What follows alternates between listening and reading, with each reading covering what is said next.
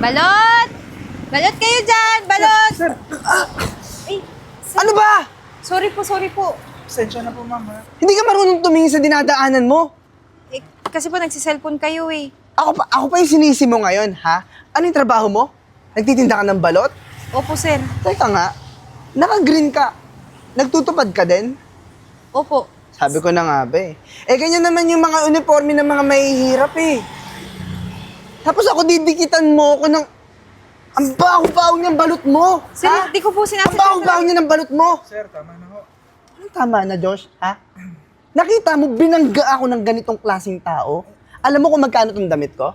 Sir, kayo ho. Kilala mo ba ako? Hindi po, sir. Sabihin mo kung sino ako! Ma'am, pasensya na po kayo kay sir, ha? Eh, busy po kasi siya kanina, kaya nabangga niya po kayo. So, Anong pasensya? Ha? Anong pasensya? Humingi ka ng pasensya sa ganyang klaseng tao? Ang sabi ko, ipakilala mo kung sino yung kausap niya ngayon. Sabihin mo! Ma'am, si Sir Renz po, anak po ni Mayor Malimban. anak ni Mayor? Anak ng mayor. Eto, driver na tatanga-tanga na kinakampihan ka. Sir, pasensya na po Ano talaga. pasensya? Sorry po talaga, hindi ko po sinasadya. Kung gusto nyo, ako na lang po maglalaban ng damit nyo. Anong gagamitin mong tubig? Imbornal? Sir, Yung masyado... damit ko, ha? Mahal yung tubig na pinanglalaba dito, tsaka yung sabon. Anong gagamitin mong sabon? Yung... Sabon panghugas sa puwet mo? Alam mo kasi, ayusin mo yung trabaho mo. Trabaho ba yung ganyang klase? Josh, tingin mo, trabaho yung ganyan? Sir, Hanap trabaho buhay ng to. ano yan? Ng mga taong may hirap na parang daga. Sir, grabe Kaya naman nga- po kayo sa akin. Kaya nga hanggang ganyan lang yung narating mo sa buhay mo. Parehas kayo actually eh. Alam mo, di ko alam ba't pinagtsatsagaan pa kitang driver ka eh.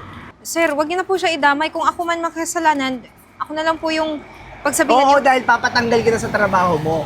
Sa pagtutupad mo, para yung pagbabalot mo na lang, yung walang kwentang Sir! pagbabalot mo na lang yung trabaho mo. Umalis ka sa harapan ko. Sir, wag niyo po ako tanggalan ng trabaho. Umalis ka sa harapan ko. Hoy, hoy! Sir, kawawa naman ho yung babae kanina. Nakakawawa. Nawa ka? Ako na lang po yung hihingi ng dispensa. Mas kawawa pag sinapa ko yung mukha mo. Pupunta ako ng party ngayon, tapos ang layo-layo ng parking mo, ha? Dala mo ba? Yung damit na pinapadala ko, magpapalit ako, mamaya. Ano pong damit, sir? Josh, hindi mo dinala? Nasa paper bag dun sa lamesa, hindi mo dinala? Sir, wala po kasi kayong sinabi. Napakaliit talaga ng utak mo. Babalik pa ako ngayon sa bahay. Bumalik tayo ngayon doon, maglalakad na naman ako ng napakahaba. Balot! Balot! Balot! Ay! Ma'am! Bibilisan ako ng balot eh. Paborito ko yan. Ay, sige po. Eh nga pala, kanina napansin ko, kausap ko yung kapatid ko, yung lalaking nakabulo kanina. Ay, yung anak ni Mayor? Kapatid niyo po yun? Oo, ano, kapatid ko. Anong ginawa sa'yo? Eh, nabangga ko po eh. Tapos? Ayun nga po ma'am, pinagsabihan ako, nilait.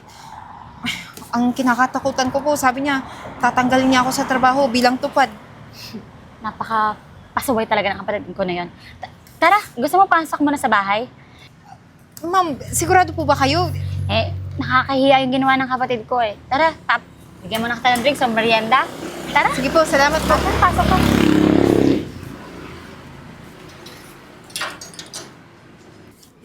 Uy, maupo ka muna dyan. May pasensya na talaga. Hiyang-hiya talaga ako sa ginawa ng kapatid ko sa'yo.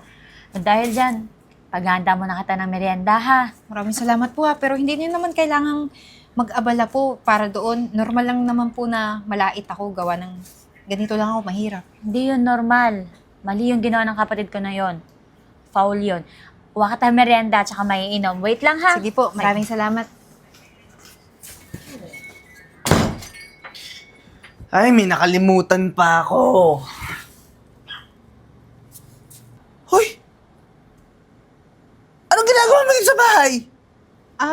Sir, pasensya na po. Yung Sabi ko kapatid na niyo nga po kasi ba? pinapasok ako dito. Paano pinapasok? Sino kapatid ko magpapapasok sa'yo? Kasi po sir, nakita niya po ako kung paano niyo ko... Paano ka nakapasok dito sa bahay ang tanong ko? Sir, yun nga po, nakita ko ng kapatid yun na nilait Hindi niyo ako ko. naniniwala. Alam mo, magnanakaw ka eh. Sir, hindi po. Magnanakaw ka. Hindi ko Dapat po. ipapulis kita eh. Sir, maawa po kayo. Hindi po ako magnanakaw. Anong papalis? Wala naman po akong kasalanan eh. Paano mo sasabihin sa akin na pinapasok ka ng kapatid ko, Aber? At saka, hindi magpapapasok yung kapatid ko ng kung sino-sino lang, lalo na mahirap katulad mo. Sir, sorry na sir. Hindi po ako magnanakaw. Uuwi na lang po ako, sir. Sir, parang awa niyo na. Parang awa. Paanong awa, ha?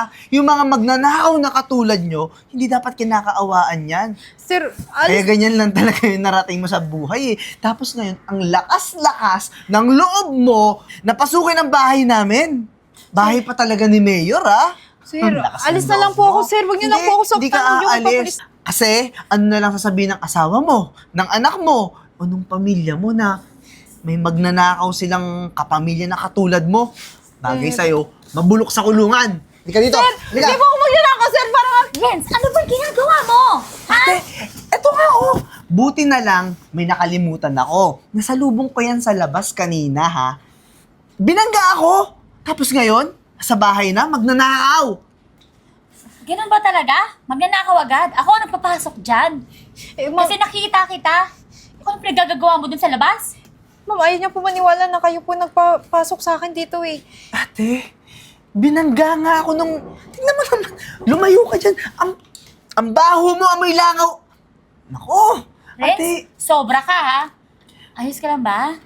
Nasaktan ka? Opo. Ate, alam mo, paalisin mo na yan dito bago pa may nakawin yung taong yan. Hindi siya magnanakaw. At pwede ba? Hindi ako nagpapapasok na magnanakaw na bisita? Alam mo, ate, parang wala lang kayong pinagkaiba eh. Parehas yung utak nyo. Ganun, no? Maliit. Pastos ka talaga eh, no? Alis na ako dito. Kalimutan lang ako eh. Hello, Ma? Ma, bakit naman pinapunta mo pa ako dito sa opisina mo? Inaantay na ako ng mga kaibigan ko sa party. May party kami ngayong gabi. Ako na lang yung malilate na naman doon. Yan ang alam mong trabaho eh, no? Pumarty. Anong ginawa mong kasalanan na naman? Kasalanan? Ano na naman yan, ma? Ang bigbibintang mo sa akin. Anong ginawa mo sa magtitinda ng balot? Titinda ng balot?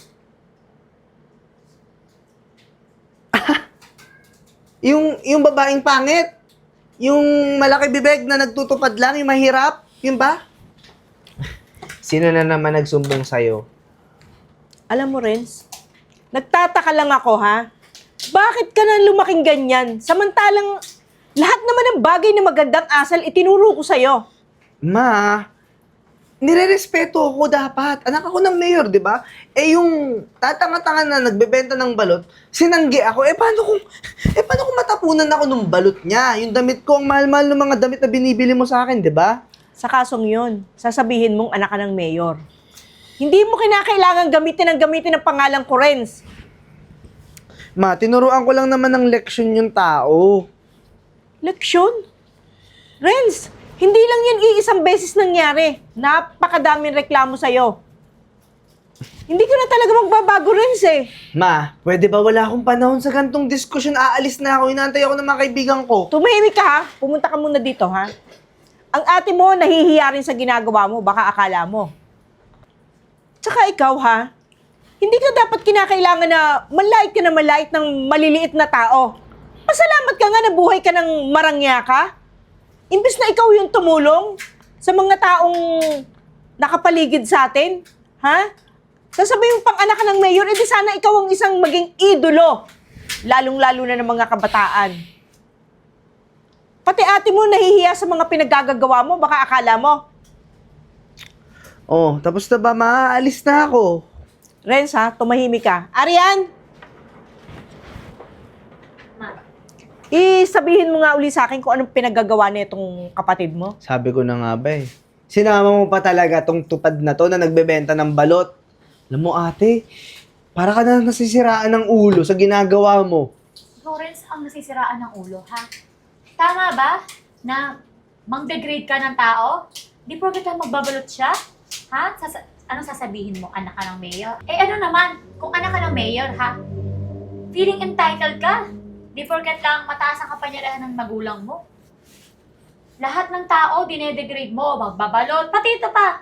Yung driver natin, si Joshua. Grabe niya kung utos-utusan, grabe niya kung batukan. Pati si Joshua? Ha? 10 taon na sa akin nagtatrabaho yung batang yon, ha? Halos anak ko na yung driver natin. Ma, si Joshua naman, malaki yung ulo, maliit yung utak. Uutusan mo. Hindi magawa ng tama. Nagpapasundo lang ako, late pa dumadating. Nakita mo? Nakita mo yung mga salitang ginagamit mo sa harapan ko? Mga maliliit ang utak? Matalino ka ba? Kung matalino ka, hindi mo ginagawa yung mga bagay na yan. Naintindihan mo? Ma, alam mo mabuti pang gawin. Tanggalan mo ng trabaho yung magtutupad na yan. At sino ka para magsabi niyan kay mama? Para mag-suggest ng mga gagawin ni mama? Ha? Mayor, huwag niyo lang po gawin yun. Ako na lang po inaasahan ng pamilya ko. Huwag kang mag-alala, Eden. Hindi namin susundin yung sinasabi ng lalaking yan. Naintindihan mo? Ha? Kababaing tao, siya ang inaasahan ng pamilya niya. Ibig sabihin, siya yung bumubuhay sa pamilya niya. Samantalang ikaw, anong ginagawa mo sa akin? Ha? Anong ginagawa mo sa akin? Puro sakit ng ulo, tapos lustay ng pera mo. Yun ang ginagawa. Entitled kasi siya, anak ng mayor. Totoo. Nakatapos na kayo ng pag-aaral nyo, dapat nag-aasikaso na kayo sa buhay nyo. Alam mo, ganito na lang ang mangyayari sa atin, Renz, ha? Huwag kang gagamit ng kahit na ano na galing sa akin. Ang access mo, tatanggalin ko. Kung pwede nga, pati yung sasakyan mo, iwan mo dito. Tanggalin na rin, mami. Ma, ate, sorry na. Ano, sorry? Renz, kailan ka magbabago? Ma, hindi mo ako pwede tanggalan ng access. Eh, ano na lang sasabihin sa akin ng mga kaibigan ko? Inaantay na nga ako ngayon, no? Yon. Puro kayabangan ang alam mo. Magmula sa araw na to, magbanat ka ng buto. Kung gusto mong magtinda ka ng balot, kung gusto mong magtinda ka ng bananak yung sa kanto, kung gusto mong magtupad ka, kung gusto mong mag-construction ka, bahala ka sa buhay mo. Ma. Basta ang kinakailangan, kaya mong buhayin yung sarili mo. Ma, please. Paghirapan mo yung Ate, mga... hindi ko kaya yung ganung buhay. Hindi mo kaya. So, gawin mo ngayon. Naintindihan mo? Totoo. Lagi mo sinasabing, anak ka ng mayor, nanay ka ng mayor. So, nanay ako. Ako ang mayor. Ikaw pa ba ang hindi susunod sa akin? Ma, nagmamakaawa naman ako. Paghirapan mo. Total, may Wala na galakay tayong mo. pag-uusapan. Umalis ka muna sa harapan ko. Mainit ang ulo ko, Renz! Sinira mo yung araw ko!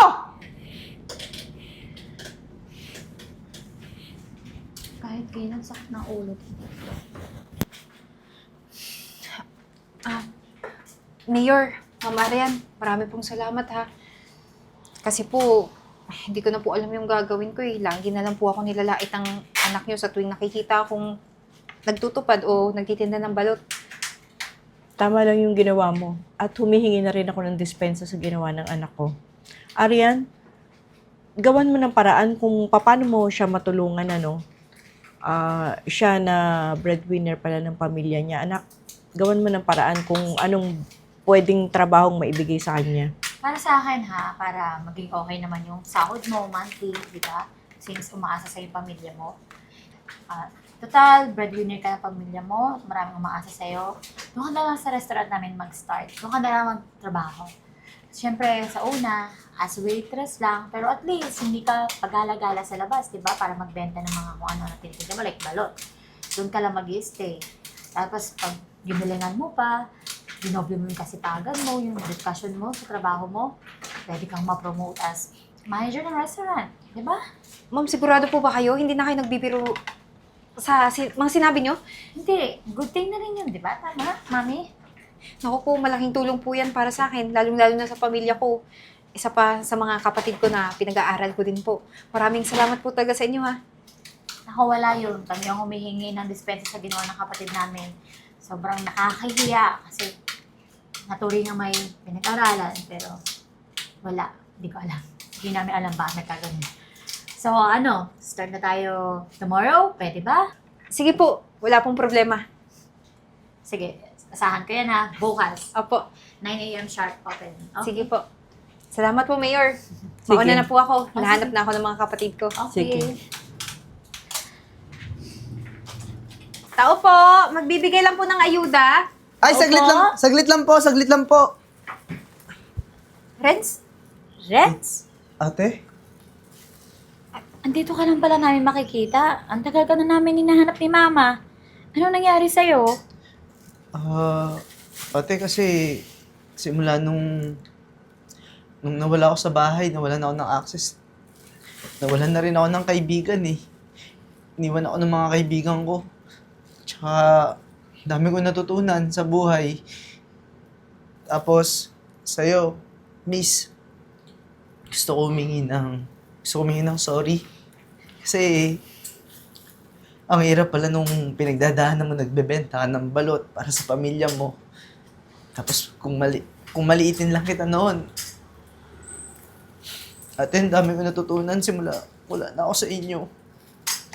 Sorry din ah. Kasi ngayon, umaasa lang ako sa ayuda. Tapos na yun, Renz. As long as na natuto ka sa mga pagkakamali mo, okay na. Pwede ka na umuwi sa amin.